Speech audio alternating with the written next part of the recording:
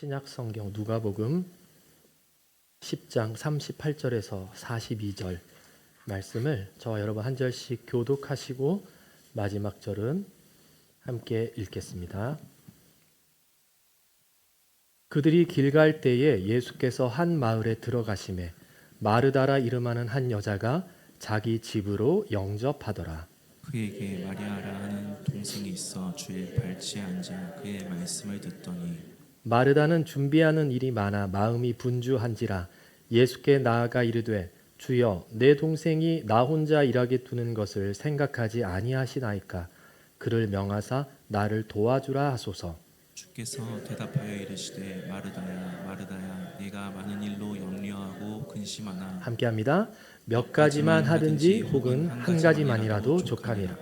마리아는 이 좋은 편을 택하였으니 빼앗기지 아니하리라 하시니라. 아멘.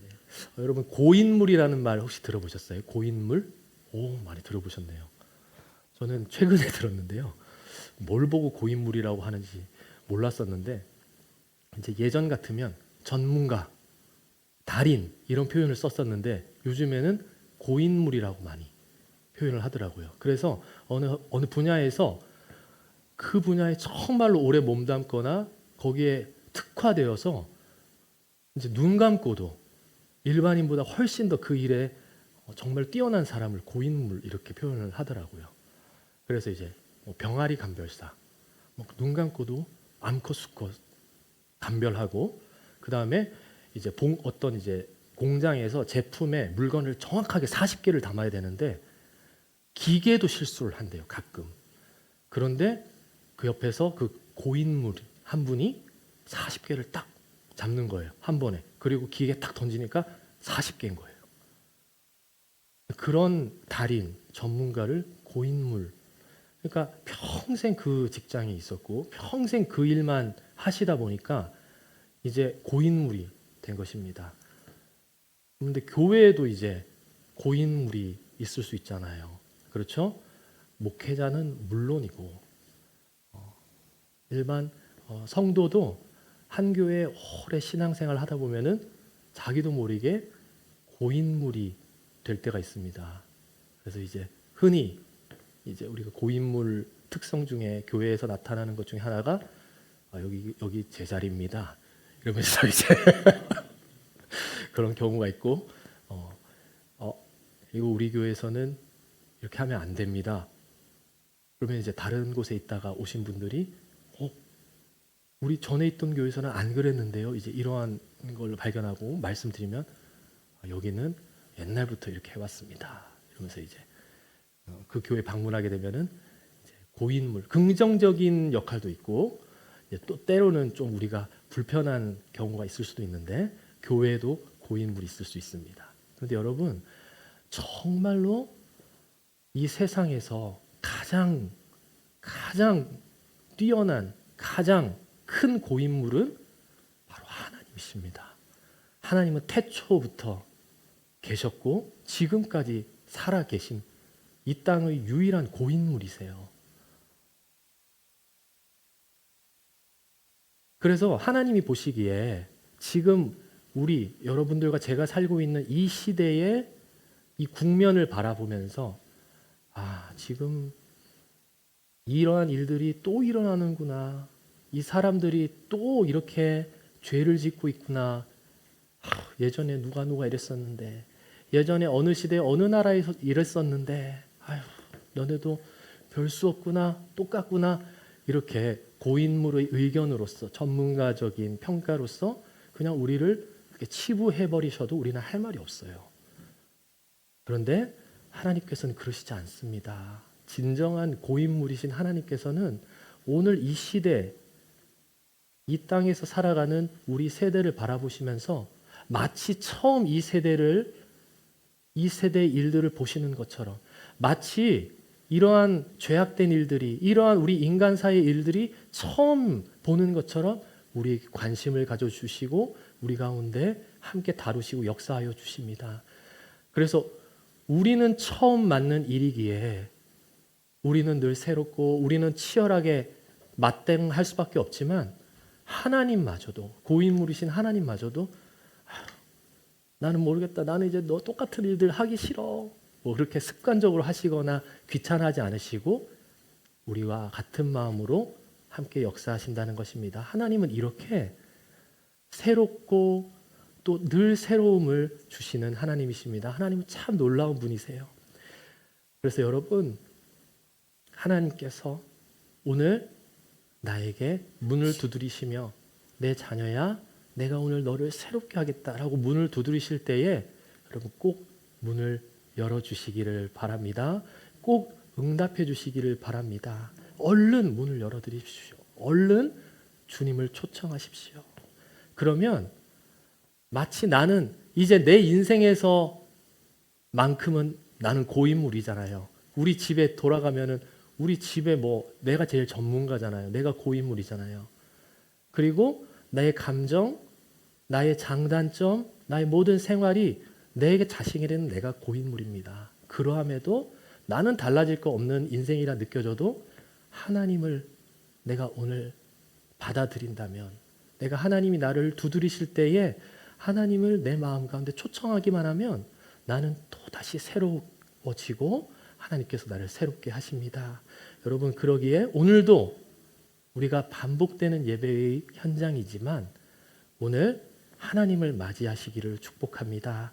그리고 매 순간순간 하나님과 동거하며 그 앞에서 살아가시는 기쁨을 누리시기를 축복합니다. 오늘 본문 누가복음 10장에 주님을 초청한 인물이 나옵니다. 오늘 10장 38절 말씀 우리 한 번 더 읽으실게요. 시작. 그들이 길 갈 때 예수께서 한 마을에 들어가시매 마르다라 이름하는 한 여자가 자기 집으로 영접하더라. 예수님께서 한 마을에 들어가셨을 때 마르다는 예수님을 자기 집으로 이렇게 초청했습니다. 호스트로서 게스트를 이렇게 초청했습니다. 참 귀한 섬김입니다. 그래서 예수님을 위해서 함께 동행한 제자들을 위해서 음식을 준비하고 여러 가지로 분주하게 움직이고 있었습니다. 그 잘 대접하고 싶은 마음은 틀린 것이 아닙니다. 다만 마르다의 분주한 마음, 그것 때문에 여러 가지 것을 포기하지 못하고 이렇게 혼자서 염려하고 걱정하고 있는 것을 예수님이 안타까워하셨습니다. 작년에 오후 예배 때 믿음의 여인들을 함께 나누면서 제가 이 마르다와 마리아, 이 오늘 본문을 제가 설교한 적이 있습니다. 그때는 제가 이제 마르다에 초점을 맞춰서 여러분에게 설교했었습니다. 그래서 항상 분주하고 섬기고 그러시느라 수고하시고 고생하시는 이 시대의 마르다들, 그래서 여기 이마르다, 최마르다, 신마르다, 조마르다, 김마르다 다 있으시잖아요. 이 시대의 마르다들, 그랬더니 목마르다, 죄송합니다. 이 시대의 마르다가 있었기 때문에 마리아가 있고 마리아가 누릴 수 있다고 그렇게 말씀을 전했었는데요. 그렇게 수고하고 분주한 이 시대의 마르다들에게 예수님께서는 마르다야 오직 한 가지만 하면 족하다. 오직 한 가지만 해도 된다라고 말씀해 주셨어요. 그래서 그 한 가지에 해당하는 것은 우리가 성경 말씀에 여러 군데 찾을 수 있을 것인데 저는 이제 요 말씀을 함께 나누었었어요. 시편 27편 4절 말씀이에요. 우리 함께 이 한 가지 간구하시면서 읽겠습니다. 시작. 내가 여호와께 바라는 한 가지 일 그것을 구하리니 곧 내가 여호와의 집에 살면서 여호와의 아름다움을 바라보며 그의 성전에서 사모하는 그것이라. 아멘. 그러니까 한 가지, 여기서 말하는 내 인생에서 단 한 가지를 구합니다. 다윗이 이렇게 기도했어요. 하나님, 하나님의 집에 살면서 하나님의 아름다움을 바라보며 하나님을 사모하는 바로 그것이 내 한 가지 소원입니다. 이렇게 기도했어요. 여러분, 하나님 마음에 합한 자였던 다윗이 간구한 한 가지 일, 하나님과 함께 사는 것입니다. 하나님과 같은 집에서, 그리고 얼굴을 마주 대하면서, 그리고 사모하는 것, 애틋하게 사랑하는 게 사모하는 거잖아요. 애틋하게 사랑하는 것. 그리고 성경은 오늘 그 마르다의 집에 한 사람이 더 있었다는 것을 소개합니다. 바로 마리아입니다. 마리아를 이렇게 소개합니다. 오늘 10장 39절 말씀입니다. 함께 읽겠습니다. 시작. 그에게 마리아라 하는 동생이 있어 주의 발치에 앉아 그의 말씀을 듣더니. 마리아는 말씀을 듣는 자리에 있었는데 특별히 여기에 주님의 발치에 앉아 있었다고 그렇게 우리에게 알려주고 있습니다. 예수님은 마르다의 분주함에 대비되는 마리아의 자세를 보셨습니다. 특별히 마리아가 앉아 있는 주님의 발치, 거기에 대해서 주님은 이렇게 말씀하십니다. 42절 후반절 말씀입니다. 시작. 마리아는 이 좋은 편을 택하였으니 빼앗기지 아니하리라 하시니라. 아멘. 좋은 것이라고 했어요. 예수님의 발밑, 발치, 거기에 앉은 것을 예수님께서는 좋은 것을 선택하였다.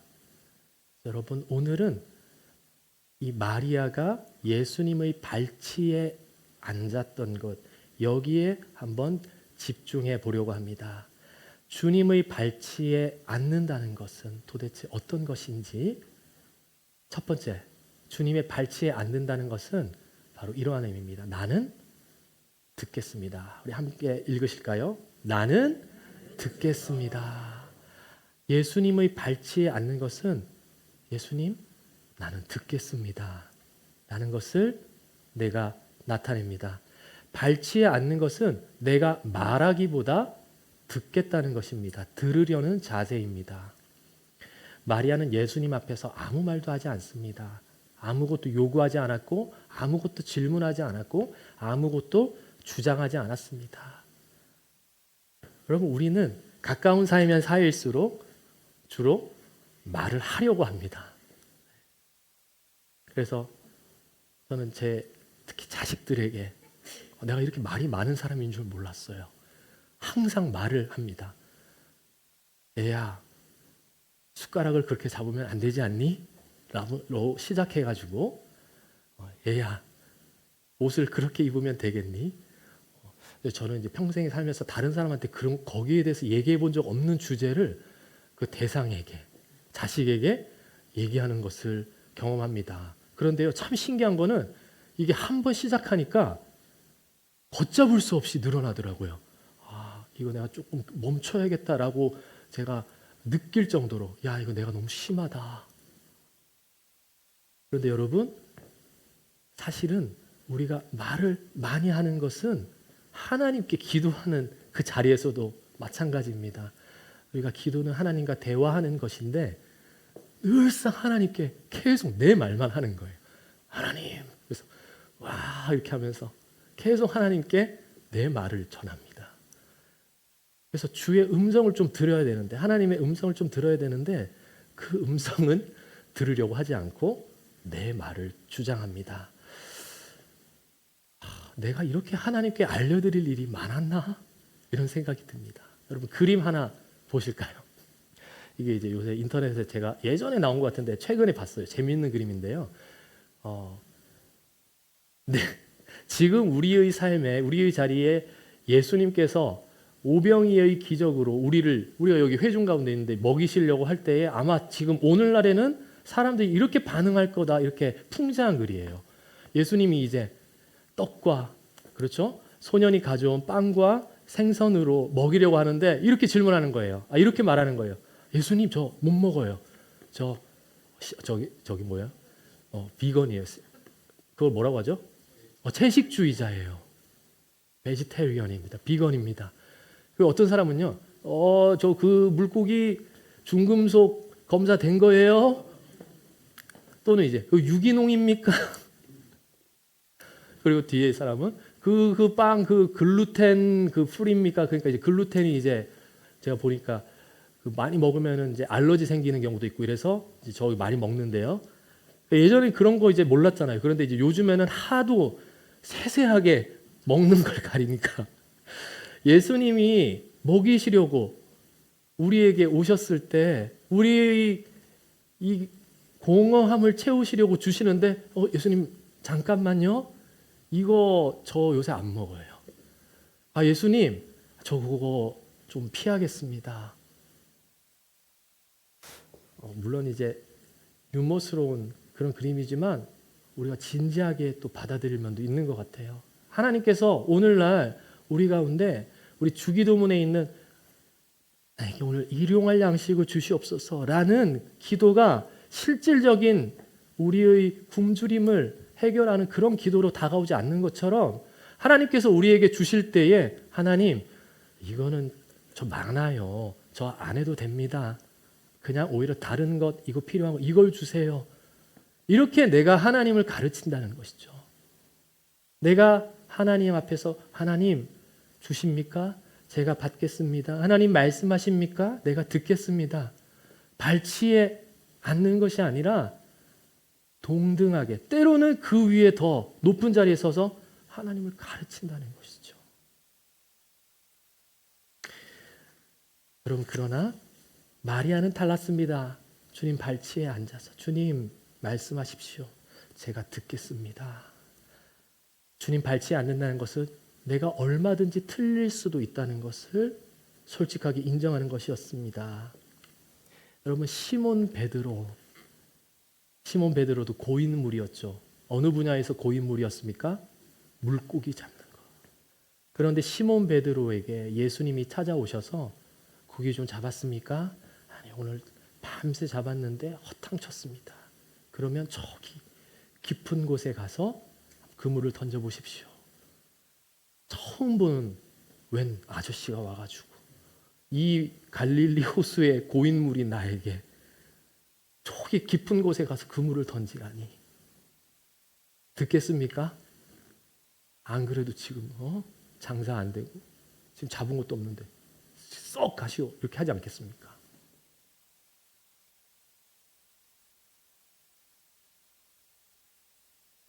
누가복음 5장 4절에서 5절 말씀 시몬 베드로의 고백을 함께 읽습니다. 시작. 말씀을 마치시고 시몬에게 이르시되 깊은 데로 가서 그물을 내려 고기를 잡으라. 시몬이 대답하여 이르되 선생님 우리들이 밤이 새도록 수고하였으되 잡은 것이 없지만은 말씀에 의지하여 내가 그물을 내리리다. 아멘. 왜 그랬는지는 모르겠어요. 그때 당시 시몬 베드로의 감정이 어땠는지도 모르겠어요. 그런데 여러분 내 자신을 돌아볼 때에 나도 이런 적 있지 않나요? 내가 원래 말하고 내가 주장하고 내가 제일 잘 알고 있었기 때문에 다른 사람이 아무리 말해도 나는 듣지 않았었어요. 그런데 주님이 어느 날 나에게 찾아오셔서 얘야 내 말대로 한번 해봐. 내 말 좀 들어봐 라고 했을 때 다른 사람이 했을 때는 전혀 듣지 않고 전혀 따르지 않았는데 주님이 그 순간 말씀하실 때 주님 내가 순종하겠습니다. 내가 그렇게 하겠습니다. 내가 그렇게 무릎을 꿇은 적이 있지 않던가요? 아마 시몬 베드로가 지금 예수님 앞에 이렇게 순종하고 들었던 것처럼 나도 내 고인물의 것을 내려놓고 나도 들었던 적이 있었어요. 그것이 바로 주님 발치에 앉는 것입니다. 사랑하는 성도 여러분, 하나님의 말씀을 많이 아는 것하고 하나님의 말씀을 듣는 것은 다른 것입니다. 마리아가 주의 발치에 앉은 것, 말씀 위에 서려고 하지 아니하고 말씀 아래에 앉는 겸손이었습니다. 저와 여러분 말씀 앞에 설 때마다 주님 말씀하옵소서 제가 듣겠습니다. 주님 발치에 앉기를 축복합니다. 두 번째, 마리아가 주님 발치에 앉는다는 것, 두 번째는 바로 나는 제자입니다 라는 것을 드러내는 것입니다. 한번 해보실까요? 고백합니다. 시작. 나는 제자입니다. 마리아가 앉은 주님 발치는 가장 낮은 자리, 눈에 띄지 않는 자리, 아무도 알아주지 않는 자리였습니다. 그러나 마리아는 앞자리를 요구하지 않았고 나도 이 집 사람이에요. 나도 호스트입니다. 라고 주장하지 않았습니다. 이것이 바로 제자의 삶입니다. 여러분, 예수의 제자이십니까? 제자는 자신이 빛나는 자리, 자신이 빛나고 주목받는 사람이 아닙니다. 제자는 자신의 주인이 영광을 받으면 그것으로 그만인 사람입니다. 그러면 나는 가장 낮은 곳에 앉아 있어도 주님이 높이 영광 받으시면 나는 괜찮습니다. 나는 눈에 띄지 않아도 주님이 빛나시면 나는 괜찮습니다. 아무도 알아주지 않아도 주님이 알아주시면 나는 괜찮습니다. 그러나 내 육신은 그것을 참 못 견뎌해요. 낮고 비천하고 억울하고 아무도 알아주지 않는 그 주님 발치에서 그래서 많은 이들이 떠났습니다. 그런데 놀랍게도 그 발치는 예수님께 가장 가까운 자리입니다. 가장 낮은 자리고 비천하고 그냥 어두운 자리인 줄만 알았는데 예수님께 가장 가까운 자리라는 것입니다. 우리도 신앙생활 하다 보면 나도 모르게 자리 의식합니다. 역할, 직분, 인정, 평가에 자꾸 신경이 쓰입니다. 나는 왜 계속 이 자리인가? 왜 저 사람은 내 앞에 서 있는가? 하지만 예수님은 그러한 나에게 오늘 물으십니다.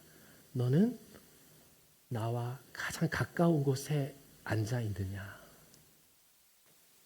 사랑하는 성도 여러분, 겸손은 뒤로 밀려나는 것이 아니라 예수님께 더 가까이 가는 것입니다.